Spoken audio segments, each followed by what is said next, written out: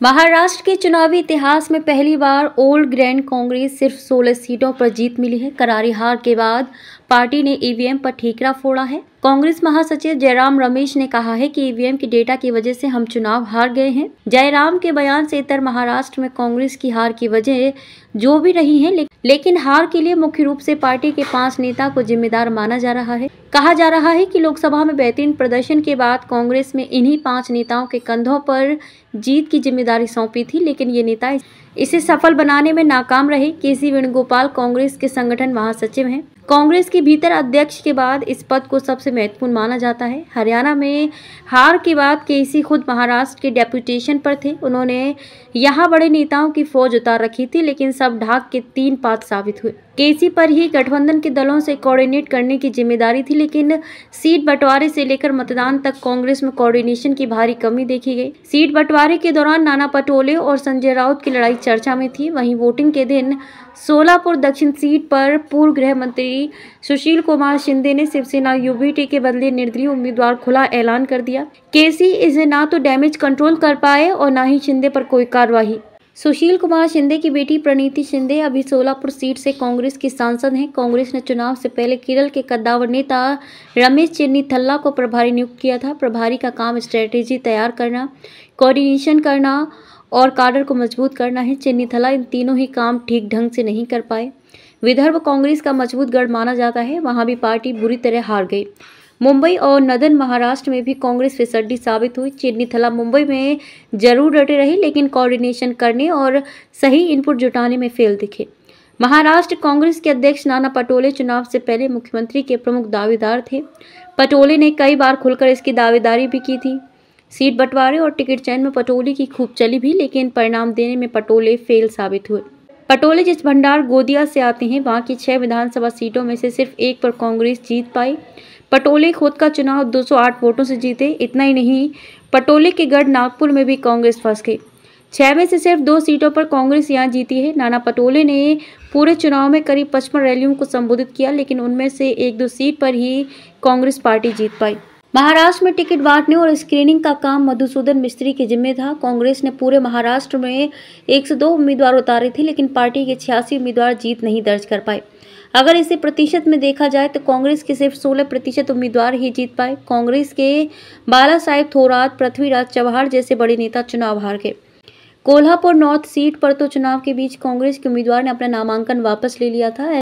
ऐसे में सवाल उठ रहा है कि आखिर मधुसूदन मिस्त्री ने किस आधार पर उम्मीदवारों का सिलेक्शन किया था? क्या उन्हें जमीनी हालात के बारे में जानकारी नहीं थी? मधुसूदन मिस्त्री पहले भी कई राज्यों में स्क्रीनिंग कमेटी के प्रमुख रह चुके हैं, हालांकि उन राज्यों में भी पार्टी की करारी हार हुई थी। सुनील कनुगोलू कांग्रेस के चुनावी रणनीतिकार हैं। कनुगोलू की जिम्मेदारी बीजेपी की रणनीति समझकर कांग्रेस के लिए रणनीति तैयार करना है। कनुगोलू की टीम महाराष्ट्र में बीजेपी की माइक्रो मैनेजमेंट की रणनीति नहीं समझ पाए। बीजेपी ने इस बार महाराष्ट्र में मध्य प्रदेश की तरह माइक्रो मैनेजमेंट की रणनीति तैयार की थी। पार्टी की यह रणनीति काम कर गई और फंसी हुई सीटों पर भी बीजेपी ने जीत हासिल कर ली। हरियाणा में हार के बाद समीक्षा की बात कहने वाली कांग्रेस 1 महीने के भीतर ही महाराष्ट्र में ढेर हो गई है। हार के लिए कांग्रेस हाईकमान पर भी सवाल उठ रहे हैं। राहुल गांधी और मल्लिकार्जुन खड़गे शुरुआत में कैंपेन से दूर रहे। आखिर में बड़े नेताओं ने ताकत जरूर झोंकी, लेकिन उसका कोई फायदा नहीं हुआ। कांग्रेस के बड़े नेता महाराष्ट्र के चुनाव में ना तो आक्रामक कैंपेन करते नजर आए और ना ही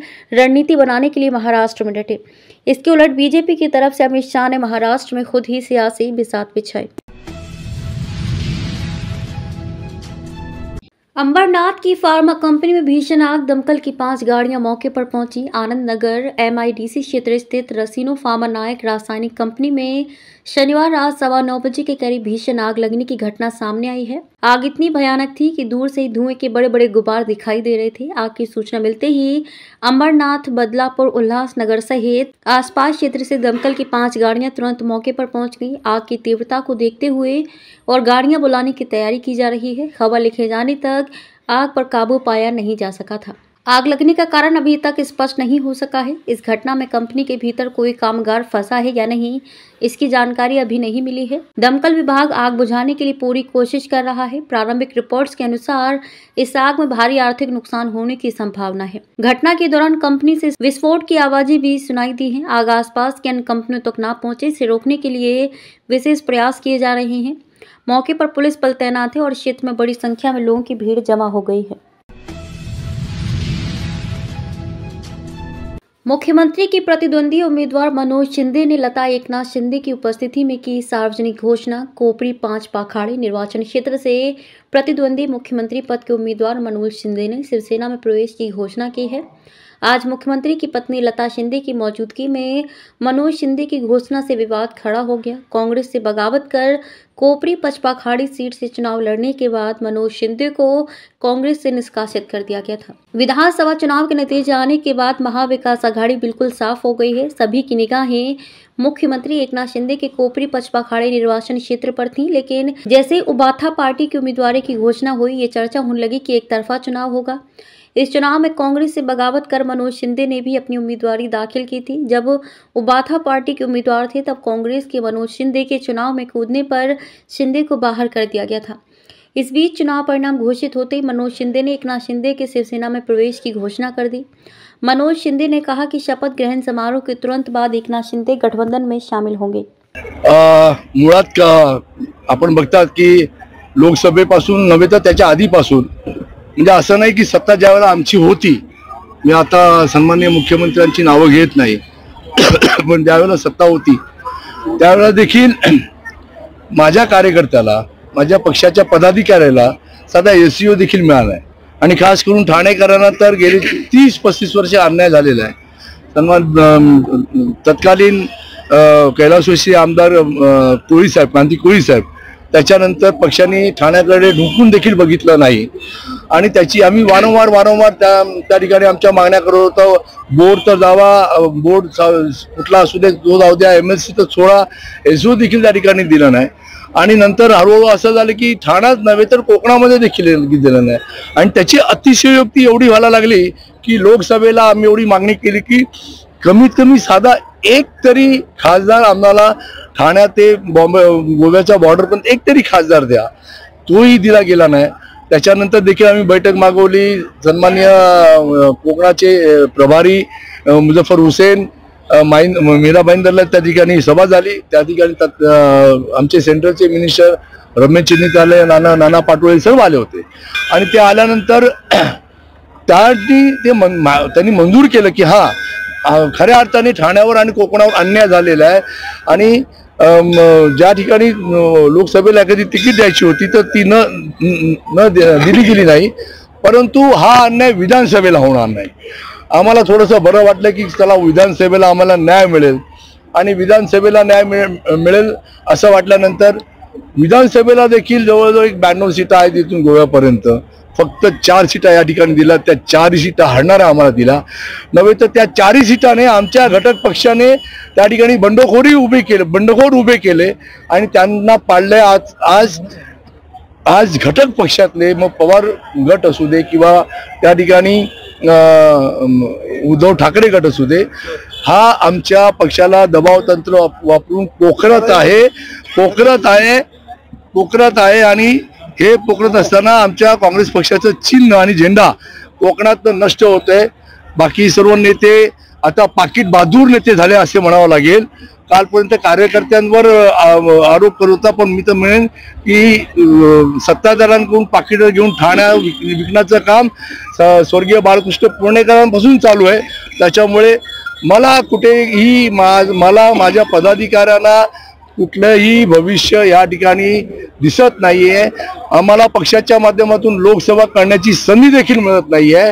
सत्ता आल्यानंतर माज येतो आणि त्याच्यामुळे आजचा हा निर्णय जो आहे, मी माझ्याबरोबर सर्व पदाधिकारी आपल्याला दिसतात आहेत, बाबा शिंदे, गोलब साहेब, संदीप, सर्व प्रदेश पदाधिकारी आहेत, जोशी आहेत, शैलेश आहेत, आमचा कांबळे आहे, श्रीकांत कांबळे आहे, बरेच येतात। त्यांची नावं काय घेऊ, हे संपूर्ण काँग्रेसचे पदाधिकारी जवळजवळ हे माझ्या उपस्थितीमध्ये त्यांनी आज लताताईंच्या उपस्थितीमध्ये आम्ही प्रवेश केला। त्याला कारण आहे, मला त्यांची अतिशय प्रयत्न होता येण्याचा, पण उद्या शपथविधी आहे। मुख्यमंत्र्यांनी मला व्यक्तिशः फोन केला, मी शेवटच्या पर्यंत प्रयत्न करतो येण्याचा, पण नाही आलो तर शेवटी मी आणि डॉक्टर या ठिकाणी आणि आमचे नरेश म्हस्के या आम्ही तिघेही या सर्व गडबडीमध्ये आहोत. पण मी रताताईंना पाठवतो तुमच्याकडे. म्हटलं कुठल्याही परिस्थिती आजच्या शुभमुहूर्तावर 24 नोव्हेंबर वर्षानुवर्ष आपण बघताय इथे मोठ्या संख्येने लोक या ठिकाणी येतात आहेत. मला जे काय करायचं होतं ते माझ्यावर प्रेम करणाऱ्या या माझ्या परिवाराच्या समोरच करायचं होतं. त्यांना विश्वासात घेऊन करायचं होतं आणि ते मी त्यांना विश्वासात घेऊन केलं. त्यांनी ते सर्वांनी मान्य केलं. आजपासून माझा काँग्रेसला राम राम आणि मी जय महाराष्ट्र बोलायला तयार झालो.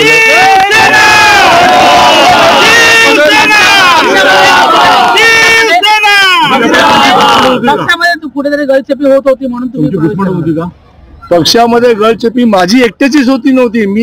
मी आमच्या बरोबर असणारे जितेंद्र आव्हाड असू दे, प्रताप सरनाईक असू दे, रवी पाठक असू दे, सर्व वेळोवेळी पक्ष सोडून गेले असतील. परंतु मी शेवटपर्यंत वाट बघत होतो की कधी ना कधीतरी न्याय मिळेल.